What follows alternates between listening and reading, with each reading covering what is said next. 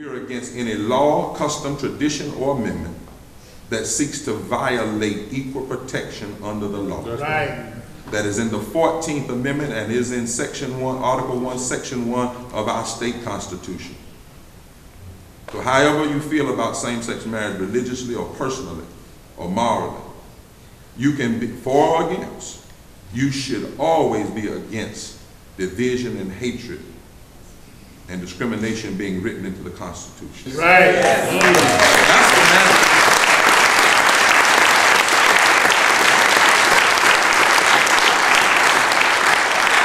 So we say to the media when they do the polls, they've asked people, they say, how do you feel about same-sex marriage? That's not the question on the ballot. Should have never been asked. You can't vote on religion. We have the freedom from and of religion. That should have never been the question. Right. The question that should have been raised is, do you want to go against constitutional history? And that is, since the passage of the 13th and 14th and 15th Amendment, we've always expanded rights. Right. Yes, sir. Yes, We've sir. never decreased rights. Never. Only time we did it was when, in the beginning of the Constitution, when we wrote blacks in as 3/5 of a person, and we wrote women out, and we wrote poor whites out. And it took us 250 years, 100 years of Jim Crow, and we still have not eradicated all of the racial disparity that comes from that. We know better. The only time we limited is in 1875. That was the last time we tried this marriage thing. 1875, North Carolina, when we amended the Constitution to disallow interracial marriage. The question should have been, do you want to go backwards? Right. In constitutional history. The question should have been, do you believe in a states' rights strategy that seeks to trump the federal protections of the 14th Amendment? And you know, states' rights is what George Wallace and them did. Right. Martin Luther King called it in his speech interposition and nullification. Right. The question should have been, not how do you feel about same-sex marriage, but do you believe that a majority by popular vote should get to decide the rights of a minority? That's a dangerous precedent. Because that means that the rights of people are determined by who's in the majority at a particular time. Right. The real question should have been, do you want to vote on an amendment that makes the only domestic union between a man and a woman, thereby undermining the rights of other couples and possibly the rights of children and the rights of those who may be victims of domestic violence? Do you want to vote on an amendment where every law school in this state, all of the family lawyers from every law school in this state has said is bad law? Right. Do you want to vote on an amendment that the legislatures didn't even allow public comment? Y'all need to. Do you want to vote on an amendment where they would not even allow lawyers to help them write the law?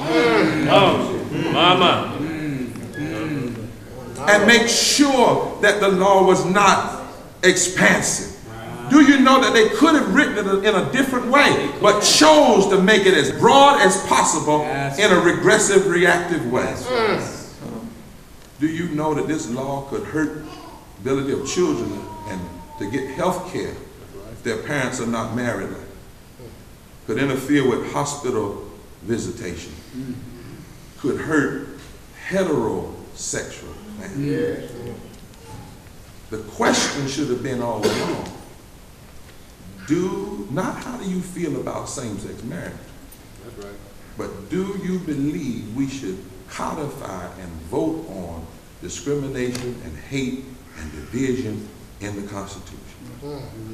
And when we have carried that message across this state to the grassroots, when we have cut through the Trojan horse tricks of the Tea Party-backed forces and asked people, do you think we ought to be tampering and trying to amend the 14th Amendment or Section 1 of the Constitution?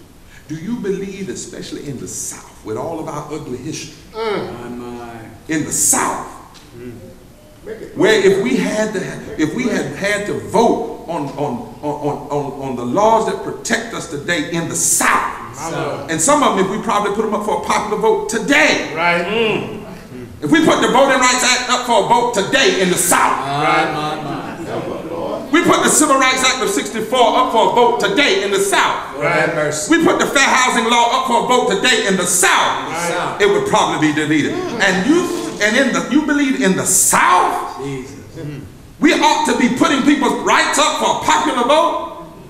When we tell people who's behind this, Family Research Council, the American Family Association, all affiliate with groups that are listed as hate groups, when people find out that even heterosexual couples could be hurt and children could be hurt, when we ask the right questions and let people know who's behind this, overwhelmingly they say, we are not in support of Amendment 1.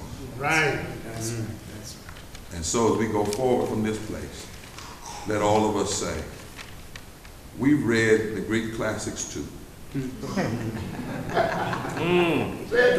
know what a Trojan horse looks like. And Troy may have been fooled, but we are not. All right.